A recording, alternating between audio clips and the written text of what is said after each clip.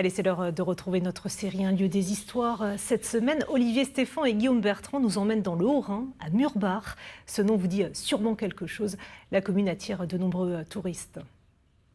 Bonjour à toutes et à tous, nous voici pour 4 jours au fond d'un vallon passé Guebwiller, à Murbach. Petite commune, elle ne compte pas 200 habitants, mais où, on le verra, les liens humains sont cultivés.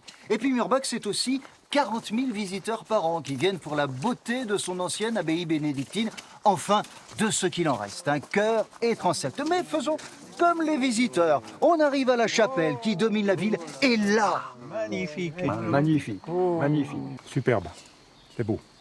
Avec la verdure et tout. Franchement, ça vaut le détour. J'aime beaucoup l'ambiance, le calme, la sérénité. Quand on sort de la forêt, on voit cet édifice, c'est très prenant. C'est évidemment l'ancienne abbaye, fondée en 728, qui fait l'attractivité première de Murbach.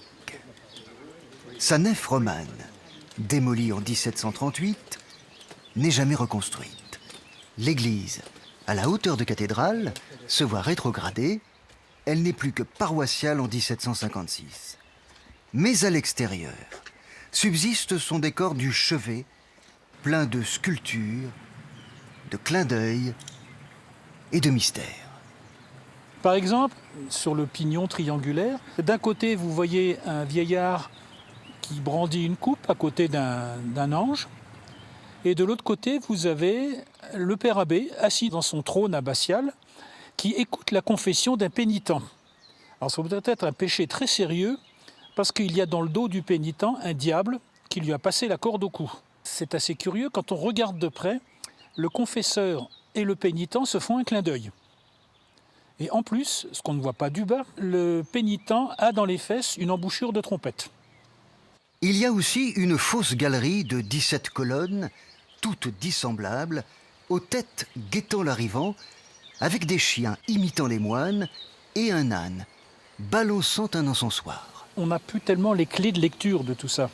Je pense que ça devait être clair pour le concepteur du décor, mais maintenant, interpréter ça de façon claire, c'est très difficile aujourd'hui. En bref, c'est difficile à imaginer, mais cette abbaye était l'une des plus puissantes de toute la vallée du Rhin.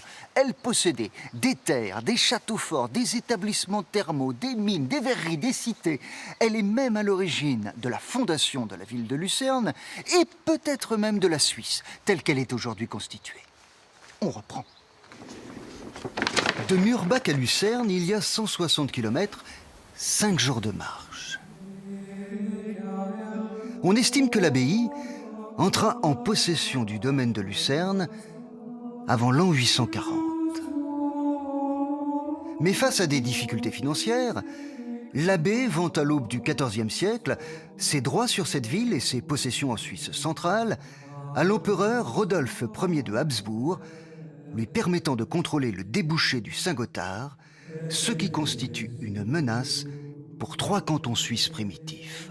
Du coup, ces cantons primitifs se rebellent, signent une sorte de convention, le fameux serment du Rütli, qui est devenu la fête nationale suisse. Donc à terme, Murbach, en vendant Lucerne, favorise l'indépendance de la Suisse par rapport au tuteur Habsbourg. De bataille gagnée en élargissement, la Suisse est aujourd'hui une confédération de 26 cantons et 2000 communes. Une structure politique qui doit donc, de manière lointaine, au passé de Murbach. Et c'est pourquoi il flotte toujours ici, mais il faut bien prêter l'oreille à l'histoire pour l'entendre, un petit écho de Yodel pour Montagne Suisse. C'est vrai que le lieu est superbe et c'est un petit conseil immobilier. Il faut faire comme les bénédictins. Ils s'installaient toujours sur les plus beaux sites. Demain, on verra que les liens qui unissent les habitants de Murbach passent par la musique, mais demain.